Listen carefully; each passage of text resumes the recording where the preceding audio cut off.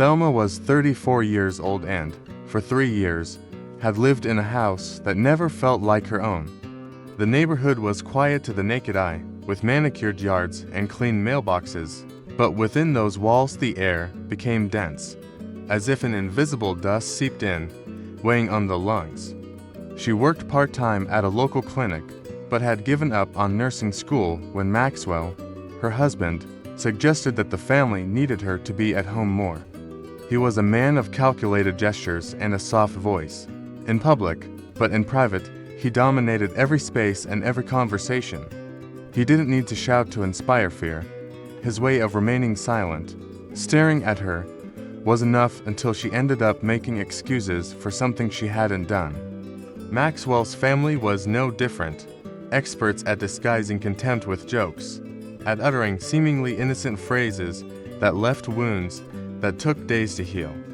Thelma had learned to move with the same caution with which one walks on thin ice. Emma, his 9-year-old daughter, had a sweet face, light freckles on her nose, and eyes that didn't blink when something worried her.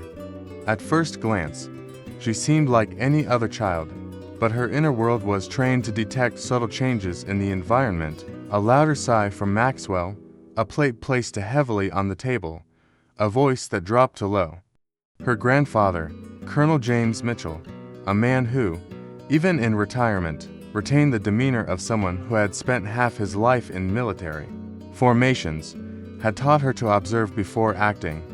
He repeatedly told her that evidence speaks louder than words, and that if she wanted to protect someone, she had to learn to do so without exposing herself. Emma took those lessons and transformed them into a silent plan. Her tablet, covered with a yellow case and a rocket sticker, became her main tool.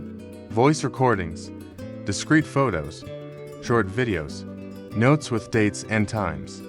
She kept everything in a hidden folder that she shared with her grandfather under the innocent title Science Homework.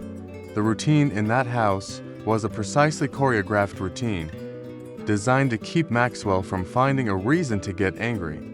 Thelma would get up before dawn, make strong coffee, just as he demanded Dan triple-check that breakfast was on the table at the right time. Conversations were reduced to short phrases. Yes, no, okay. Every day had its invisible pitfalls. If the shirt he wanted wasn't ironed, if the car didn't have enough gas, if the food didn't have his preferred seasoning. At every family gathering, Maxwell transformed himself into the perfect host, while Thelma endured the parade of condescending comments from her mother-in-law and sisters-in-law. She would emerge from those evenings with a fake smile and her hands clenched, as if holding her entire world together to keep it from crumbling. Emma, even though she was young, understood that her mother wasn't living, but surviving. Her training with her grandfather wasn't a game. She took it as seriously as if it were a real mission. Every time Maxwell raised his voice, she pretended to focus on a notebook, while with a minimal movement, she activated the tablet's recorder. On loose sheets of paper, she jotted down the details: date, time, who was present, what was said, and how her mother reacted. She had even created a system of symbols to identify the type of aggression: a triangle for insults, a circle for threats, a square for physical contact. Colonel Mitchell periodically reviewed the footage, giving her precise instructions on how to improve the quality of the recordings and how to stay out of danger. Emma didn't know exactly when or how she would use all of it, but she did know that each file was a key piece in getting her mother out of that hell. One Sunday, before Thanksgiving, Maxwell arrived with his shirt stuck to his collar and smelling of expensive cologne he wore when he needed to assert himself. He found a damp, badly folded towel in the bathroom and turned it into a summary trial. He spoke of disrespect, mental disorder, inability to run a household. Thelma, without looking up, picked up the towel and apologized in a small voice, as if uttering a password to avoid punishment. He pushed the hamper with his foot, tipping it over, and the shower of dirty clothes hit the tile like a hailstorm. Maxwell's handprint remained on the fogged-up mirror, an oblong stain that for days seemed like a reminder hanging at face level. As he left the bathroom, he closed the door with a sharp thud that rattled the hall light fixture. Thelma mentally counted to 100 to regain her pulse. Emma, from her bedroom, memorized the rhythm of those seconds to synchronize the recording. The incident left no visible bruises, but it left the house with that sour smell that appears when fear silently sweats. That day, Thelma slept in socks for the first time in months, as if covering her feet could also hide her shame. That night, Emma reviewed the material with the care of a watchmaker. Just as her grandfather had taught her, headphones in, volume low, notes in the margins. She renamed the files with codes only she and the colonel understood. T10-9 bathroom M for bathroom and shoving. T10-9 audio repper for continuous scolding. She added photos of the towel on the floor and the overturned basket with timestamps aligned to the second with the audio. On a piece of graph paper, she drew the bathroom from above and marked the position of each object with arrows, as if recreating a technical scene. Then she made a copy in the shared folder and another on a USB stick hidden inside an ice cream-shaped pencil case. The colonel later responded with a brief message: "Good sequence. Keep your distance. Prioritize your safety." Emma understood that she wasn't just gathering evidence. She was learning to think like someone who doesn't panic. He imagined the day when the whole puzzle would fall into place in front of those laughing around the table, and for the first time in a long time, he fell asleep with the feeling that the monster, however large it was, had an Achilles heel. It wasn't reckless bravery, it was pure strategy. The week before Thanksgiving, Maxwell was more irritable than usual. He complained about traffic, the news, the coffee being too hot, the neighbor's music playing. Thelma watched him move through the house like a thunderstorm, unleashing small shocks in every corner. A slam of the kitchen door, a theatrical sigh at the grocery list, a scathing comment about the dress she'd chosen for dinner. Emma silently sensed that something in her mother's breathing changed when he was around, more shallow, shorter, as if she were trying to make herself smaller within her own body. Maxwell spoke of dinner as if it were a diplomatic event, going over the guest list with obsessive precision. He assigned Thelma tasks like a superior issuing orders, with no room for objections. He even checked the tablecloth and silverware, aligning them to the millimeter, as if they were soldiers in formation. Emma, from her room, listened to the instructions and mentally noted the points where tensions tended to explode. I knew the risk was high, but I also knew that the higher the risk, the more powerful the impact. Colonel Mitchell called her 2 days before dinner, on a short video call, as not to arouse suspicion. Emma showed her the folders in the cloud, sorted by type of abuse and date. The colonel nodded with a slight nod, unsmiling, like a soldier presenting an impeccable report. "Remember, don't get ahead of yourself. The timing is as important as the evidence itself," he said in a tone that brooked no argument. Emma understood that Thanksgiving wouldn't just be an awkward dinner, but an operation planned months in advance. The colonel asked her that if anything serious happened, she should send him a message with a single code word: green. Nothing else was needed. That would be the trigger for him to act without delay. Emma ended the call feeling that, for the first time, the tables were turned in her favor, and that this time, Maxwell wouldn't see the checkmate coming. Thanksgiving Day dawned with a clear sky, but in Thelma's house, the air was as heavy as before a storm. From early on, Maxwell wandered around the kitchen, supervising every step. As if dinner were a test of his excellence in the eyes of the family, he commented on the size of the turkey, the temperature of the oven, the arrangement of the chairs. Thelma moved quickly, trying to prevent him from finding reasons to explode, while maintaining the neutral expression she had perfected over the years. Emma, from the hallway, observed everything without intervening, her tablet discreetly tucked into the inside pocket of her sweatshirt. It was the same pocket where she had practiced for weeks taking out and activating the recorder without anyone noticing. That day, every gesture was measured, every glance calculated. The strategy didn't allow for improvisation. The colonel was already on duty, waiting by his phone, and Emma knew it. The game was set. In the afternoon, the first guests began to arrive, bringing with them the noise of conversation and the scent of expensive perfumes. Maxwell transformed himself into the impeccable host, a broad smile, a firm handshake, and short, courteous sentences. His family settled into the dining room like a jury with its verdict. Already prepared, Thelma served drinks with steady hands, but her breathing betrayed the tension. Amid the laughter and trivial comments, Emma detected the whispers, the quick glances at her mother, and the crooked smiles she had seen before. The tablecloth was immaculate, the glasses lined up, the cutlery gleaming in the warm lamplight, but none of this could hide the fact that danger was sitting at the table.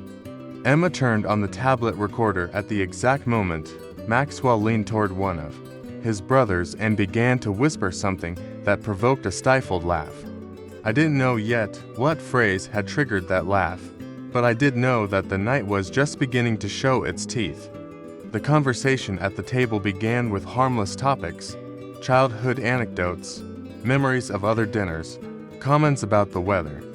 But Maxwell, as so often before, soon turned his attention to Thelma. "Remember when you tried to cook for everyone and the cake burned?" he said with a smile that didn't touch his eyes. Some laughed softly, others lowered their gaze. No one defended Thelma. She smiled faintly, with that expression trained to cushion the blow without showing pain. Emma silently marked a new entry in her mind, date, time, and a file number that was already being saved to the cloud. She knew that these kinds of comments, even if they seemed like jokes, were part of the pattern the colonel wanted to document. Dinner continued, but the tension had already begun to simmer. Few minutes later, one of the brothers-in-law raised his glass and commented, "Thelma's lucky Maxwell supports her. She gets more rest than all of us." The laughter, this time, was more open. Maxwell didn't miss the opportunity to join in. "Well, if it were up to him, we'd be eating by midnight." Or never. Emma felt heat rise to her face, not from embarrassment, but from suppressed anger. Her fingers, hidden under the table, stroked the edge of the tablet like someone checking to make sure a weapon was still in its place. Thelma, her voice soft, simply said, "I'm happy everyone's here," and continued carving the turkey. But there was a different spark in her eyes, one Emma hadn't seen in a long time. The girl noticed it and knew the breaking point was approaching. Maxwell began pouring his wine with sweeping movements, taking up more space than necessary, as if the entire table were his stage. With each sip, his voice grew a little louder, and his jokes took on a sharper edge. He commented that Thelma hadn't finished any of her goals in life, and that for some people, discipline is something impossible to learn. The laughter that followed was like knives wrapped in velvet, soft in sound, but sharp on impact. Thelma, her face tilted slightly, continued cutting the meat without looking at anyone. Emma, her heart racing, adjusted the position of the tablet to clearly capture the audio and her father's gesture. The colonel had told her the visual evidence was more compelling, and tonight she was determined to achieve it. The cutlery clinked, but the real friction was in the air. The final spark was so sudden that no one had time to react. Maxwell made one more comment, something about how some women don't understand sacrifice, and when Thelma looked up for a second, he interpreted the gesture as a challenge. He pushed his chair back with a loud thud, stood up, and with an open hand, slapped her across the face, echoing like a gunshot against the walls. The ensuing silence was absolute. Even the fire in the fireplace seemed to stop. Thelma remained motionless, her cheek burning, but without a tear. Emma, without wasting a second, slowly stood up, took out her tablet, and placed it in the middle of the table. In a firm, steady voice, she announced that all the evidence from the past few months had already been in the hands of Colonel James Mitchell since that very morning. In that instant, the discomfort turned into palpable fear. Just a few minutes after Emma's words, the sound of a deep, steady engine was heard from the street. A vehicle's headlights filtered through the curtains, casting long shadows across the table. 3 firm knocks echoed on the front door, so precise they seemed like a military code. Maxwell tensed, trying to regain an upright posture while managing a nervous smile that didn't reach his eyes. Thelma didn't move from her spot. Neither did Emma. When the door opened, the figure of Colonel James Mitchell filled the threshold. He wore a dark, immaculate military jacket, his insignia gleaming in the hallway light. Beside him, 2 uniformed officers maintained a rigid posture, their gloved hands resting beside their thighs, ready to act. The colonel didn't salute or smile. His eyes assessed the room as if analyzing a battlefield, identifying allies and threats in seconds. Without a word, Mitchell walked up to the table and dropped a thick folder with a thud. The pages spread out just enough so everyone could see the printed photos, screenshots, and audio transcripts. "The case is documented and ready to act," he said in a deep voice, not raising his voice. Maxwell tried to intervene, citing misunderstandings and moments taken out of context, but the colonel raised a hand, cutting off any attempt at defense. One of the officers pulled out a sealed envelope and began to read, a restraining order prohibiting Maxwell from approaching Thelma or Emma within 200 meters.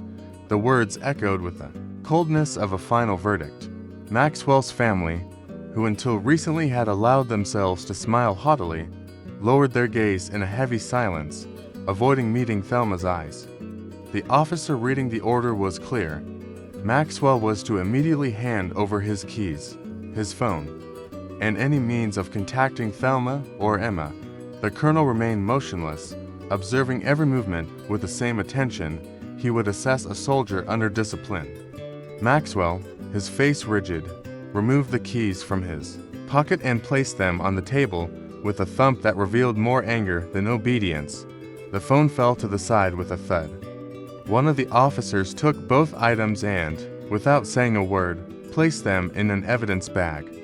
The colonel leaned slightly toward Maxwell and said, almost in a whisper, but with a sharp edge that cut through the air, "There are no further warnings." The tension in the room was so intense that every breath seemed like an undue noise. Maxwell's family didn't utter a single comment. Fear had replaced complicity. Within minutes, the procedure became final. The officers flanked Maxwell and led him toward the door, their footsteps echoing on the floor like a countdown.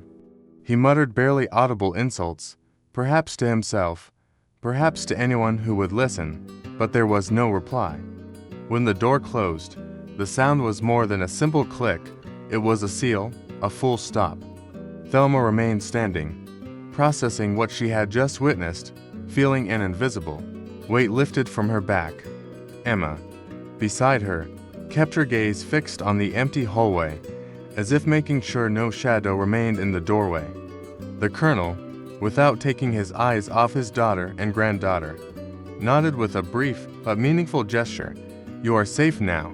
The first few days after Maxwell's expulsion were a strange place, a mixture of relief and disorientation. Thelma woke before dawn, as always, but no longer because she feared a reprimand for staying in bed. She got up, out of habit, pacing the house in silence, exploring corners she'd previously avoided. The corner of the kitchen where he used to stand watching her, the living room armchair he'd turned into his throne. It also took Emma a while to understand that every word no longer had to be measured or every gesture hidden. Still, the first loud noises and neighbor's door slamming, a drawer banging made them both look at each other with an automatic reflex, seeking confirmation that all was well. Colonel Mitchell, true to his word, showed up every day, not only to make sure the house was safe, but to help them reorganize their routine.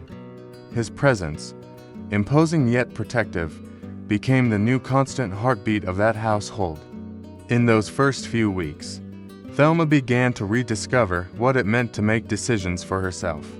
She chose to change the living room curtains, move the furniture around, and reopen the window Maxwell hated to keep open. Small gestures that, nevertheless, carried the symbolic weight of recovering lost ground.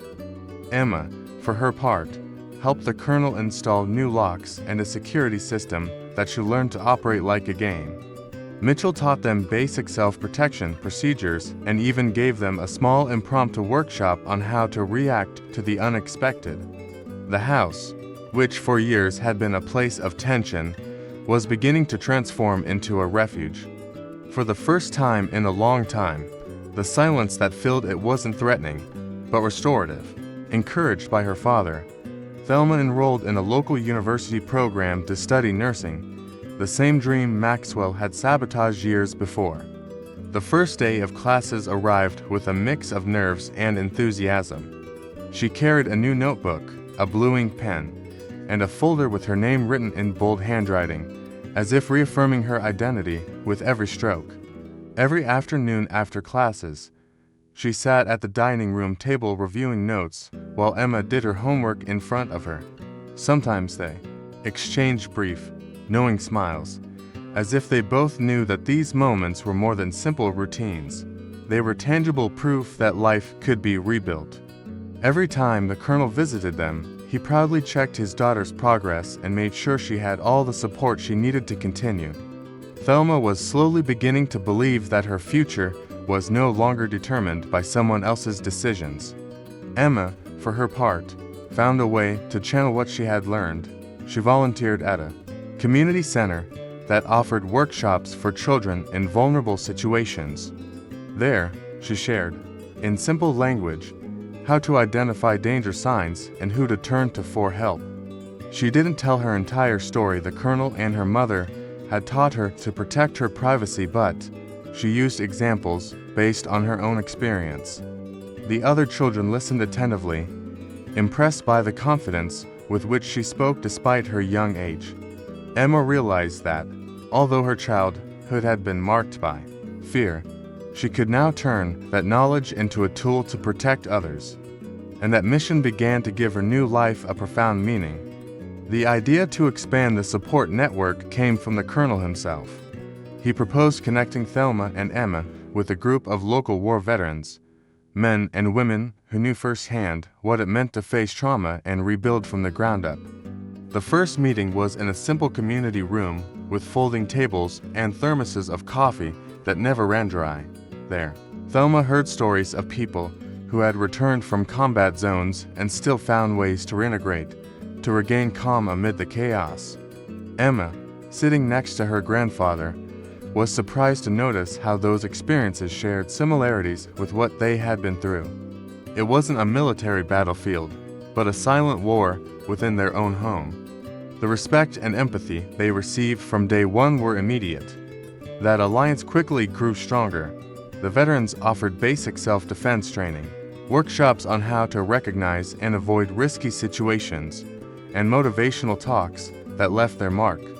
Thelma actively participated, taking notes and applying the strategies she learned to her daily life. Emma, on the other hand, absorbed everything like a sponge. She learned how to use a first aid kit, identify emergency exits anywhere, and stay calm under pressure. The Colonel watched with satisfaction as his granddaughter developed a sense of discipline and self-control that would stay with her forever. In a short time, mother and daughter stopped feeling solely protected and began to feel capable of protecting as well. And that marked a turning point in her emotional recovery. The impact of the support network began to be felt in everyday life. Thelma no longer walked with her eyes on the ground. Now she kept her head held high, observing her surroundings with the confidence of someone who knows she can react to any eventuality. At the supermarket, she learned to identify suspicious behavior and to trust her instincts, something she had previously repressed for fear of appearing paranoid. Emma, for her part, applied the observation exercises she practiced with her grandfather and the veterans, mentally counting the exits from a place, memorizing details about people and vehicles. The feeling of vulnerability that had previously shadowed them was dissipating, replaced by an act of calm. one that isn't content with simply feeling safe, but instead seeks to be prepared. Even their neighbors noticed the change, commenting that they now saw them as more resilient and connected to one another. At home, the transformation was equally evident. The rooms they had previously avoided, like the living room where Maxwell used to impose his presence, were now filled with laughter, conversation, and even impromptu movie nights. The dining room, the scene of so much humiliation, became a space for gatherings with friends and neighbors, where they talked about projects, not reproaches. Emma had placed on a shelf, without explicitly saying so, a small, sealed box containing the USB flash drive containing all the evidence, not as a reminder of pain, but as a symbol that the truth was safe. The Colonel, seeing it, understood the gesture without needing words. That house, which had been a trench, was now their headquarters for peace, where every corner told a different story, not of fear, but of overcoming. Over time, Thelma and Emma's story began to circulate throughout the community, not as a morbid rumor, but as a silent example of resilience and strategy. They were invited to talks at community centers and schools, where they discussed the importance of recognizing the early signs of abuse and having a plan. Thelma, in a firm but warm voice, recounted how she had gone from feeling afraid to regaining her autonomy, and how documenting each attack was key to enabling the law to take action. Emma intervened at times, explaining from her childlike perspective how patience and observation were her most effective weapons. Her words, simple but full of truth, often left the room in a reflective silence. They weren't seeking prominence or admiration. They wanted no one else to have to go through what they had experienced without knowing how to react. The impact began to multiply. People who had never dared to speak up before began approaching them for advice or simply to thank them. Thelma helped a neighbor initiate legal proceedings against her abusive partner, guiding her step by step to gather evidence without putting herself at risk.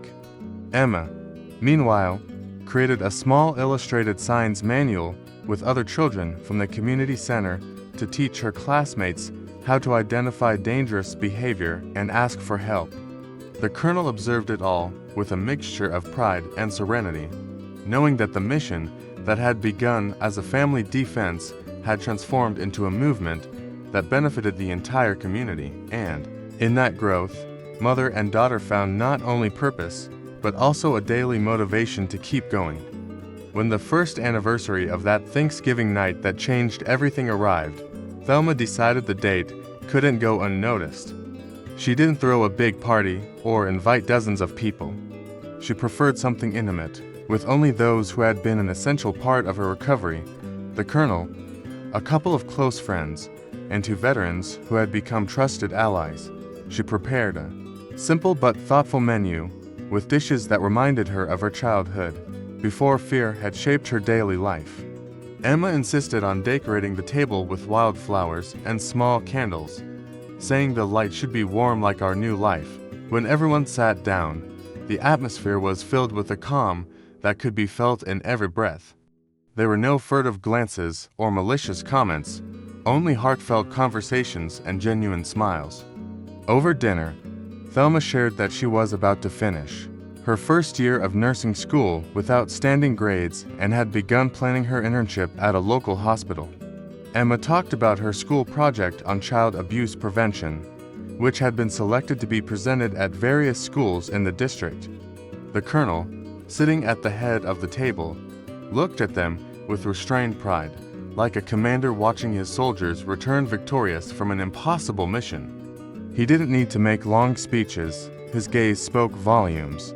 The table, which had once been a scene of humiliation, was now a symbol of quiet victory, and everyone present understood that this anniversary not only celebrated a year of freedom, but the beginning of a life worth living. Thelma and Emma's daily lives, a year later, were unrecognizable compared to the dark days they had left behind. Mornings began unhurriedly, with breakfast in pajamas and light conversations about the day's plans. Thelma had gotten back into the habit of reading in the living room, something she had previously avoided because that space was loaded with memories of control and tension. Emma walked to school, no longer feeling the need to constantly look over her shoulder. Even the neighborhood, which for years had been merely a neutral setting for their survival routine, now felt like a place truly theirs. On the kitchen calendar, instead of dates marked with warnings, they were reminders of community events and dinners with friends. Fear no longer dictated her schedule. This transformation wasn't just emotional, it was also physical and palpable. The house was filled with new colors, light curtains that let in the light, plants in the windows, recent framed photographs on the walls. In the kitchen, a corkboard displayed thank you notes written by neighbors and members of the support network. Thelma and Emma had incorporated a weekly training routine with the veterans group, and the progress was visible in their posture and confidence when walking. The colonel, ever vigilant, no longer came every day, but he maintained regular visits and calls to ensure everything remained in order. In each encounter, he recognized that, beyond his protection, mother and daughter had learned to protect themselves. That independence, he understood, was the true victory. Over time, Thelma and Emma went from being seen as survivors to being recognized as role models within the community. When a new case of domestic violence arose, someone would inevitably mention, "Talk to Thelma. She knows what to do." Their home, once a place closed to the world, became a meeting place for women seeking guidance. There, over cups of coffee and folders full of informational brochures, Thelma listened to stories and offered concrete steps: how to document, where to go, what precautions to take. Emma, although still a child, also offered her perspective, especially when minors were involved. She taught them to recognize signs of control or abuse and to develop discreet, age-appropriate action plans. The respect they inspired came not from theory, but from having walked that path and found a way out. Even local authorities began to rely on their help. Community police invited them to participate in awareness-raising talks, and on more than one occasion, Thelma accompanied victims to court to provide moral support. Emma collaborated on school projects that sought to prevent bullying and domestic violence, sharing with her classmates methods for safely seeking help. The colonel viewed all this with satisfaction, but also with the caution of someone who knows that public exposure can carry risks. Therefore, he always insisted that, even when they were helping others, they should never let their guard down. This balance between service and self-protection became an unwritten rule for both of them. They had moved from self-defense to community defense, but without forgetting that their first mission was still taking care of their own homes. The new challenge came unexpectedly, as it almost always does. One afternoon, while Thelma was checking emails at the dining room table, she received a message from an unknown address. It contained no text, just a blurry photo of the front of her house taken from the street. Her heart leapt, but she took a deep breath before showing the image to Emma and calling the colonel. Mitchell arrived less than 20 minutes later, accompanied by one of his contacts in the local police force. Together they reviewed the security cameras and detected that a dark car had passed slowly in front of the house several times. They couldn't identify the driver, but the colonel didn't need more to activate a precautionary protocol. Once upon a time, this kind of threat would have paralyzed Thelma. Now, her reaction was immediate and controlled. That same night, they met with 2 veterans from the support group to evaluate additional measures. They installed outdoor lighting with motion sensors and reinforced the camera system.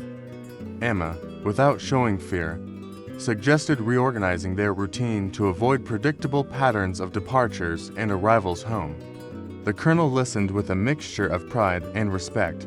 This was the same girl who a year earlier had organized a dossier to bring down Maxwell, now thinking about preemptive tactics.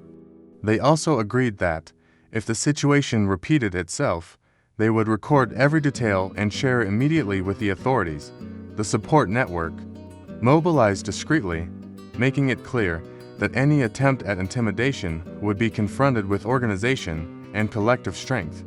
That experience reaffirmed something they had already sensed. Security is not a permanent state, but rather an active vigilance. In less than a week, the mysterious car reappeared, but this time the response was immediate. Security cameras clearly captured the license plate, and the colonel, using his contacts, managed to get the police to identify the owner. Distant cousin of Maxwell's, who had maintained contact with him despite the restraining order. The complaint was officially filed, and within hours, a judge expanded the order to include him. The entire community learned of the attempted intimidation, and far from frightening them, the situation reinforced the perception that Thelma and Emma were not easy targets. Several neighbors volunteered to form an informal watch circle, pledging to report any suspicious activity. The message was clear. Anyone who wanted to intimidate them would have to face an entire, tightly knit network. That episode became further proof of what they had built. Thelma reflected that, once upon a time, this threat would have meant sleepless nights and days of paranoia. Now, it was a reminder that preparation and support could neutralize fear. Emma, for her part, felt the experience confirmed what her grandfather always told her: discipline saves. Community conversations that had previously revolved around. Her story began to include this new case as an example of an organized response.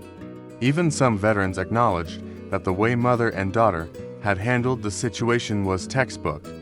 Far from backing down, both strengthened their commitment to continue helping those still trapped in dangerous situations, proving that fear only wins when it is allowed to fester in silence. After that incident, Thelma and Emma decided to formalize part of their community work with the help of the Colonel and the Veterans Group. They created a small program called Red Escudo, designed to provide immediate guidance and resources to victims of domestic abuse. It wasn't a large organization with fancy offices. They operated out of their home and the community center, but each case they handled received personalized follow-up. They designed practical guides, emergency contact lists, and home safety protocols that combine military experience with the family's everyday reality. The name began to spread beyond their neighborhood, and they soon received calls from other districts. Thelma felt that, after years of silence, her voice could now save others. Emma, with her tireless energy, became the one in charge of teaching the children, using dynamics and games to convey serious messages without frightening them. On a personal level, stability was beginning to feel natural. Thelma was in the final stretch of her second year of nursing, with plans to specialize in emergency care. Emma had fully integrated into her school with a group of friends who knew her as creative and reliable, without needing to know everything she had been through. Evenings at home were peaceful. Soft music, the scent of Thelma making tea, and the Colonel sometimes dropping in unannounced just to make sure everything was in order. The feeling of constant alertness had lessened, but not entirely disappeared. Instead, it had transformed into a balanced, caring instinct. They knew danger could reappear at any moment, but now they were certain they could face it together and win. One Friday night, as the rain gently tapped the windows, Thelma and Emma sat on the couch with a shared blanket. The television was on, but the sound was low. More than watching anything, they enjoyed each other's company. Emma, her head resting on her mother's shoulder, asked, "Do you think we'll ever forget everything that happened?" Thelma was slow to answer, not because she was hesitant, but because she wanted to choose. Her words carefully, "Forget? No, but one day you'll remember without it hurting," she finally said, stroking her daughter's hair. The Colonel, who was in the kitchen making tea, listened silently. That scene, she thought, was true victory, 2 generations talking without fear, in a home where tension had once reigned. They talked for a long time about the past 2 years, reviewing both the small victories and the toughest moments. Emma acknowledged that, although she had often been afraid, she had never felt alone. Thelma, for her part, confessed that much of her strength came from seeing her daughter's determination. They laughed when recalling certain details, such as the absurd passwords they used to communicate secretly, or how Emma had hidden the USB drive inside an ice cream-shaped pencil case. It wasn't a sad conversation, but rather a review of strategies and lessons learned that, viewed from a distance, seemed like chapters in a manual the two of them had written together. And in that exchange, it became clear that what they had built no longer depended on the Colonel's constant presence or their support network. It was now part of their very nature. With the arrival of spring, Thelma decided to do something that had been unthinkable for years: change the main lock to one she chose herself. It wasn't an urgent need, security was already covered, but it was a deeply symbolic gesture. She invited Emma to choose the new key, and together they settled on one with a simple design, engraved with a small crest. The day they installed it, Thelma turned the key in the lock and felt a click that not only closed a door, but sealed an entire phase of their lives. Emma smiled and said, "Now this house is officially our fortress." In that instant, they knew it wasn't just about being safe, but about being the absolute masters of their space and their story. The Colonel, upon hearing this, showed up that afternoon with a box wrapped in brown paper. Inside was a frame, with a photo of the three of them, taken at a community meeting, and a small plaque that read, "Resilience is our heritage." They placed the frame at the entrance, right next to the new lock, as a reminder to anyone who came through the door that people who had won their freedom lived there. The Colonel didn't stay long. He said goodbye with a firm hug, as if he knew they could now stand on their own. The house fell silent, but it was a silence full of life, plans, and peace. That night, as they prepared dinner, Thelma and Emma talked about the future. They didn't make rigid lists or impossible promises. They simply allowed themselves to imagine trips they wanted to take, recipes they wanted to try, people they wanted to help. Life, at last, felt like open territory, without boundaries imposed by fear. Emma, her gaze fixed on her mother, said, "The best thing is that we did all this together." Thelma smiled, certain that this was the most important truth, because, in the end, they hadn't just survived, they had learned to live in freedom, and that was a victory no one could take away from them.